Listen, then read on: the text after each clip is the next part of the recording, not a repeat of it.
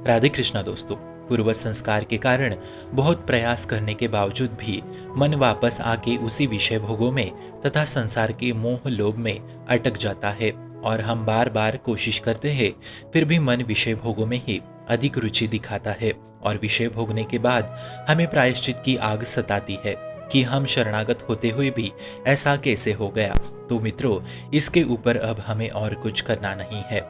अब हमें केवल इन सारी बातों को ठाकुर जी के सामने रखनी है, जिससे कृपा प्राप्त होगी और फिर कृपा से मन शुद्ध और पवित्र हो जाएगा। अब हमें ठाकुर जी के सामने शरणागत होके ये कहना है कि हे नाथ, अब मेरा मन कुछ ऐसा हो जाए जिसमें केवल आप हो। हमारे मन का मनन, मन का संकल्प, मन के स्फुरण केवल आप ही का हो। ये जो मन संसारिक भोगों का संकल्प करता है, संसार का चिंतन करता है, प्रभु इस पे आप कृपा कर दो कि ये चिंतन खत्म हो जाए।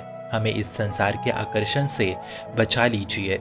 हमारे मन की समस्त कामनाएं नष्ट हो जाए।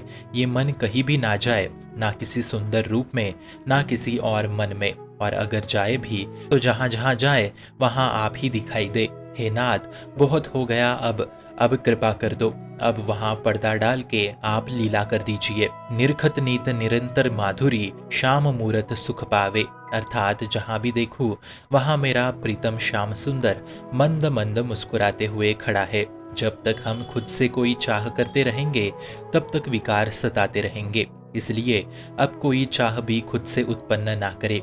ये चाह झूठे सुख की लालसा है। एक बार अंतर्मुख होके विचार करे कि जितनी भी चाह है वो सब शरीर को लेकर के है, पर ये शरीर तो एक दिन नष्ट हो जाएगा। तो जो शरीर सुख भोगा था वो तो नष्ट हो जाएगा। ये शरीर ही हमारा सबसे बड़ा धोखेबाज है, जिसे हम मित्र मान के उस पर गर्व करते हैं, अपना स्वरूप माने हुए है।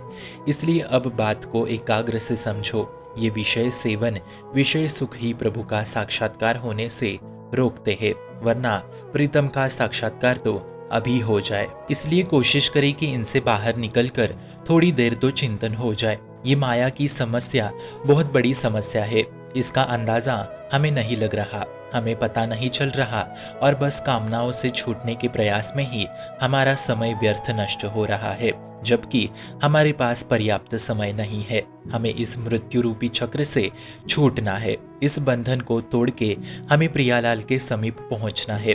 अगर चूक हो जाए तो बड़े बड़े प्रतापी महापुरुषों को भी दूसरा जन्म प्राप्त होता है, और हम तो बहुत असहाय है। इसलिए अब कामना, वासना, इच्छा, क्रोध, लोभ, इनसे छूटने के प्रयास में समय व्यर्थ बर्बाद मत करे। अब सीधे ठाकुर जी से प्रार्थना ही करे, हे योगेश्वर, इस कामनाओं को मिटा दीजिए और मुझे अपनी सेवा का अवसर दे दीजिए। देखना, इसी से कृपा प्राप्त होगी और इसी से काम, क्रोध, लोभ, मोह, माया, मद, मत्सर नष्ट हो जाएगा। अहंकार रहित होकर के एकांत में प्रार्थना करे। हम में कोई ऐसी बल नहीं, बुद्धि नहीं, तप नहीं, साधना नहीं कि जिससे हम माया को परास्त कर सके। माया को परास्त कृपा ही कर सकती है। जो शरणागत होते हैं उनका सब कुछ ठाकुर जी ही करवाते हैं। वो भजन करवाते हैं, वो श्वास लेने की सामर्थ्य दे रहे हैं, वो दिखा रहे हैं, इसलिए हम देख रहे हैं। शरीर में आत्मा बन वो सब करवा रहे हैं, वरना शरीर से आत्मा निकल जाए तो क्या महत्व रह जाएगा उस शरीर का। इसलिए आत्मा ही सत्य है, शाश्वत है, और आत्मा ही सनातन धर्म है, ऐसा ठाकुर जी कहते हैं।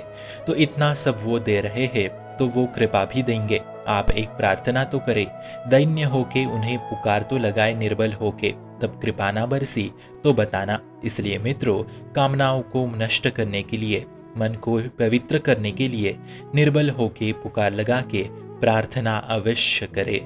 शुभम भवतु कल्याणमोस्तु। भक्ति का प्रसार करने हेतु इस चैनल को अपने मित्र और परिवार संग शेयर जरूर करें, और भक्ति दृढ़ करने हेतु इस चैनल को सब्सक्राइब करना ना भूले। राधे राधे।